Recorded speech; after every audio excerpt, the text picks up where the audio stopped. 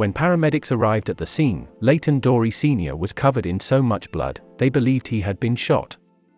The 71-year-old hadn't been gunned down, however, and nor was an intruder to blame. As jurors concluded on Wednesday, he was instead brutally choked and beaten to death by his very own son, for cutting him off financially. According to reports, Leighton Bromiluy Dorey was convicted of first-degree murder with a special circumstances allegation of torture. The crime occurred at his father's home in Rancho Santa Fe, California, on May 30, 2017, mere days after he returned from living in France for 4 years. The victim's mutilated body was discovered after his wife returned home from running an errand. The autopsy concluded that he died of blunt force trauma, with several of his teeth found strewn about the scene.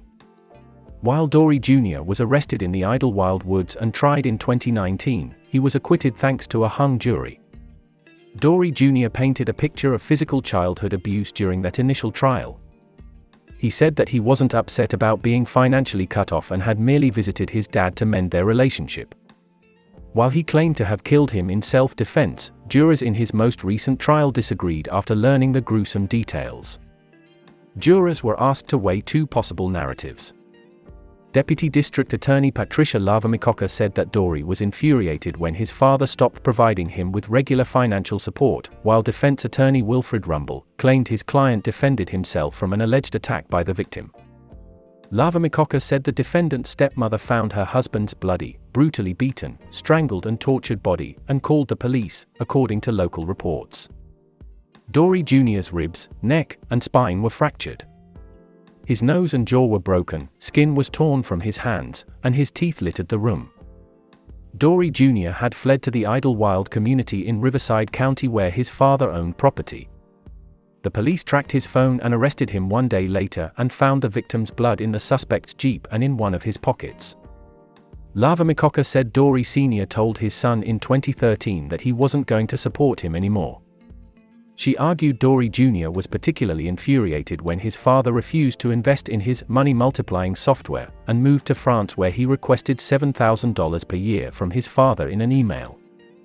He also reportedly had unpaid taxes.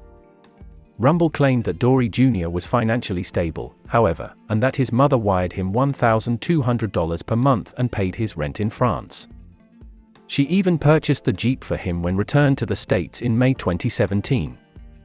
Dorey Jr. himself claimed that he merely returned to California to confront his dad about an incident in 2013. He told jurors that his father tried to poison him that year and that he wanted to discuss this in 2017.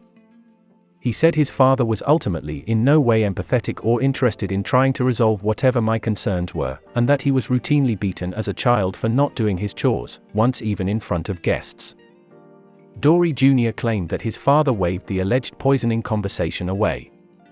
He then pointed at a painting of his son as a boy and said this was the version he preferred to remember. Dorey Jr. claimed that he bent down to tie his shoe when his father began choking him with a belt and said, "Now, you're dead." Dorey Jr. claimed that a scuffle ensued and that he accidentally killed his father by placing him in a sleeper hold. He panicked and tried to stage the scene as a suicide, but then decided to make it look like his father had fallen down the stairs. While one juror in 2019 believed him, a unanimous guilty verdict was reached this time around. Dorey Jr. did not know when he opened the door on May 30 that he was staring death in the eye, Lavamikoka said about the victim before turning to the defendant. He didn't stop. He punched him again.